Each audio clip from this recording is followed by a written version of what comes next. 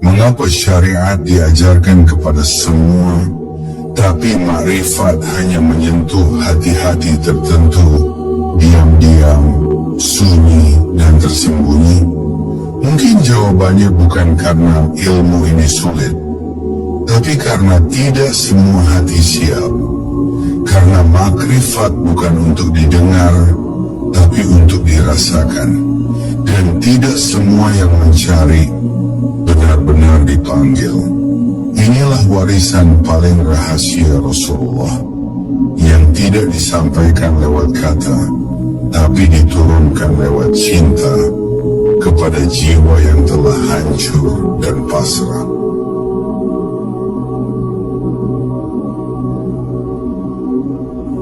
Sunyi di balik sabda.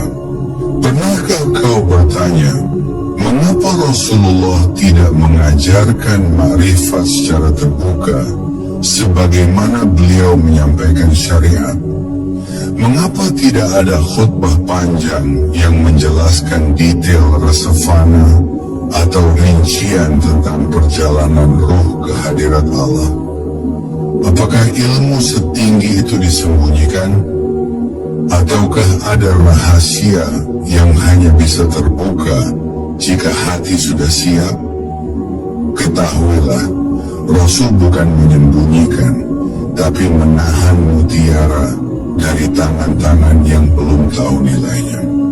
Makrifat bukanlah pengetahuan yang bisa dicurahkan kepada semua manusia seperti air ke dalam gelas. Ia lebih seperti cahaya yang harus ditangkap oleh mata batin.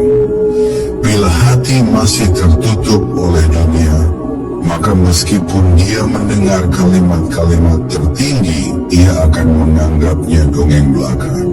Maka Nabi pun menahan, bukan karena pelit, tapi karena sayang. Karena bila mutiara disodorkan kepada yang belum siap, maka bukan hanya akan ditolak, tapi akan dihina. Para sahabat Nabi pun tidak semuanya menerima ilmu makrifat secara langsung. Hanya beberapa ruh terpilih yang diberi jalan ke dalam rasa terdalam, seperti Abu Bakar, Ali, Salman Al-Farisi, dan Bilal. Mereka tidak belajar makrifat lewat kata-kata, tapi lewat kejadian demi kejadian yang menggetarkan jiwa. Lewat tangisan dalam sujud, lewat diam di padang pasir, lewat cinta yang meleburkan diri di hadapan kekasih sejati. Makrifat bukan diajarkan, tapi diturunkan dalam sunyi. Jika engkau perhatikan, Rasul lebih banyak berbicara tentang akhlak, ibadah, dan tauhid secara lisan. Tapi ketika berbicara tentang hakikat, beliau menggunakan simbol, isyarat, dan diam. Pernah Rasul bersabda, ada satu ilmu yang jika aku sampaikan, kalian pasti akan memenggal kepalaku. Apakah itu? Itu adalah ilmu rasa yang menembus tirai-tirai akal. Ilmu yang hanya bisa dimengerti oleh hati yang telah fana, yang tidak lagi memiliki kepentingan apapun selain Allah. Makrifat bukan sekadar ilmu tinggi, ia adalah perjalanan ke dalam, dan tidak semua orang siap masuk ke dalam dirinya sendiri. Karena untuk masuk, seseorang harus berani kehilangan nama, kehormatan, bahkan pikirannya. Maka jika ada yang ingin tahu tentang makrifat, tapi masih terikat oleh kebanggaan terhadap ilmu, maka yang ia cari bukan makrifat, tapi sekadar kebanggaan baru. Disitulah kenapa Nabi memilih diam, daripada memberi sesuatu yang akan disalahpahami dan malah menyesatkan. Ilmu ini bukan untuk semua telinga, karena telinga hanya mendengar suara, tapi makrifat berbicara dalam getar. Dan getar itu hanya bisa dirasa oleh hati yang telah dikosongkan dari dunia. Maka tak perlu heran jika Nabi memeluk beberapa sahabatnya lama dalam diam, atau menatap mereka dengan pandangan yang dalam dan hening.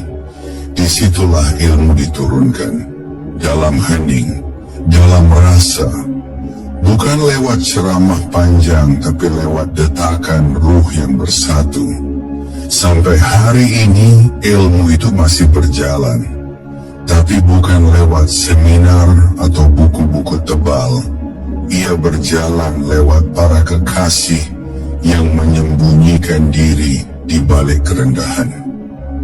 Mereka tidak mengaku tahu, tapi rasa mereka telah tembus ke hadiratnya. Mereka tak banyak bicara, tapi kehadiran mereka membuat jiwa orang lain gemetar. Itulah warisan Nabi yang paling dalam. Bukan hanya syariat yang lahir, tapi makrifat yang batin, dan hanya hati yang dipilih yang bisa merasakannya.